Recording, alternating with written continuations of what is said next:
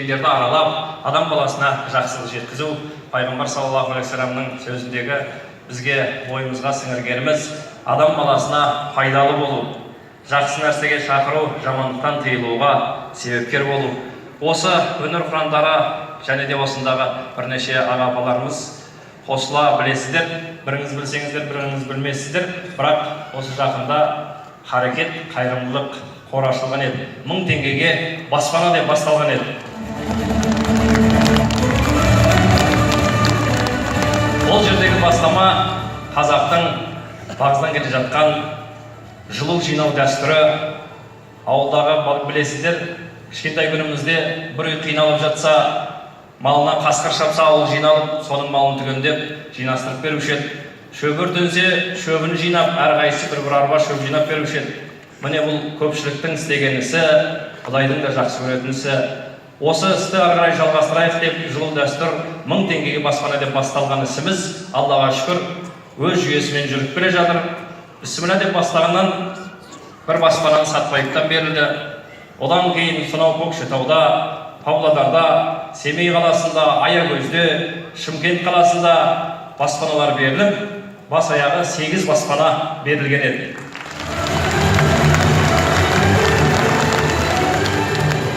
Ол жерде сіздер мен біздердің үлесіміз бар.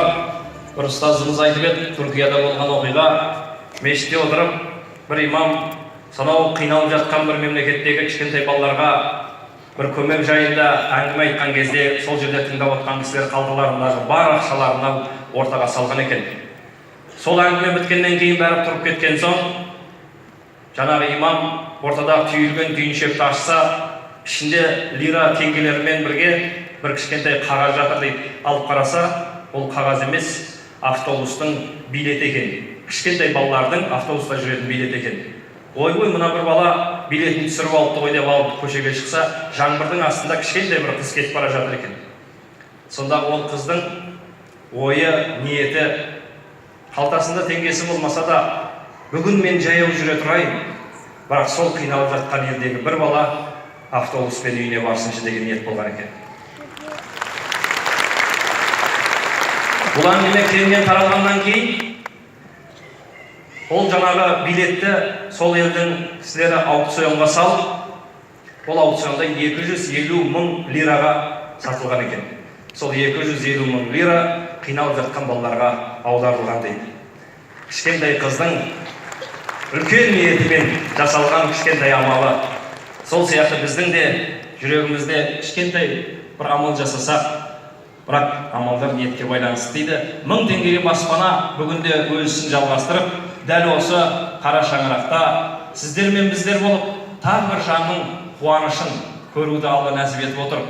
Ең бақытты сәт, адамның ең қуанған сәтін көру. Сондықтан қадірменді ағайын, сіз болып, біз болып жасалған істің жемісі жалғаса берсін.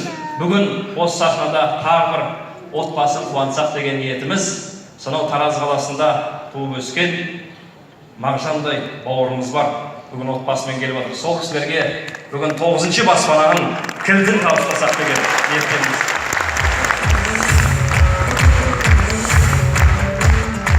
Рұқсат болса, ол кісі өтінген еді, бірақ біз өтініш қылдық. Халықпен жасалып жатқан жақсылық болғаннан кейін, мүмкіндік болса келсеңіздер, ел алдында адамдардың, еліміздің алғысын алсаңыздар. Нағыз қазақтың ер деп аталатын, ер мінезді азаматы Мағжан Жұмабаевтай бабамыздың ізін жалғайтын қазақтың нағыз батыр ұлдары десек болады.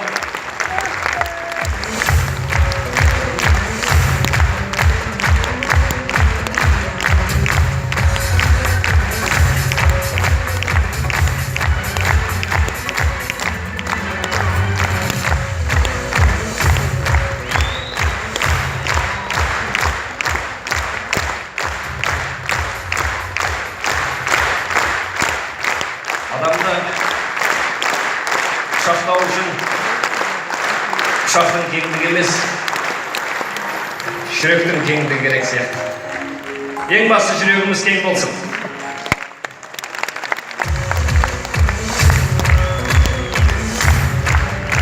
Нағыз азамат. Мына қошемет, әке. Бұл елдің алғысы. Бұдан да өсіңіз.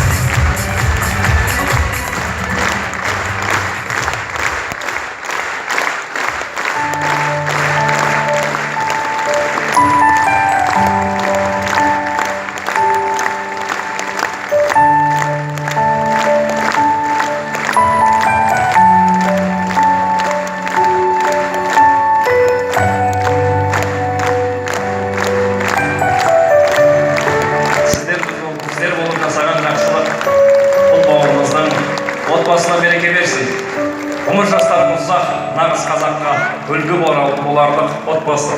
Сондықтан сол Тараз қаласынан бір баспана кілтін арнайы табыстасақ.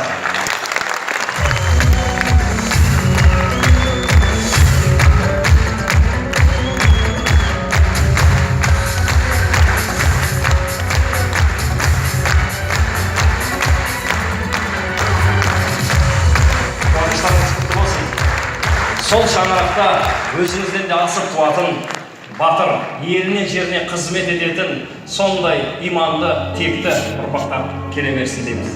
Шаңырағымыз кең болсын, отбасымыз болған болсын дейміз. Қошеметтеріңіз қызмет ағайын.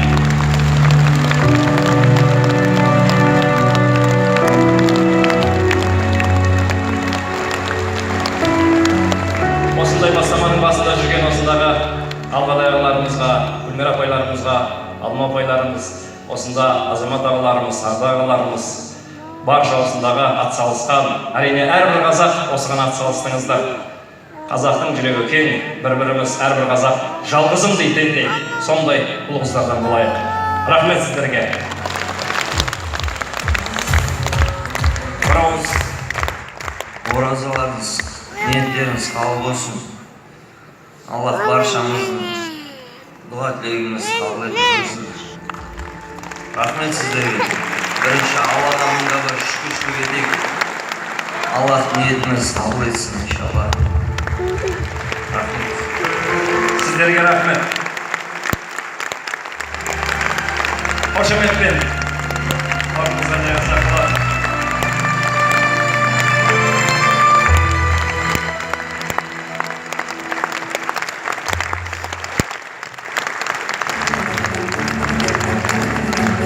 Ел болып, жұрт болып, жақсылығымызды жалғастырайық. Бүгін осындай бір кешке мұрындық болған 31 арнасының төрағасы Бағдат Болатшанұлы осында отыр. Және де осындағы бізді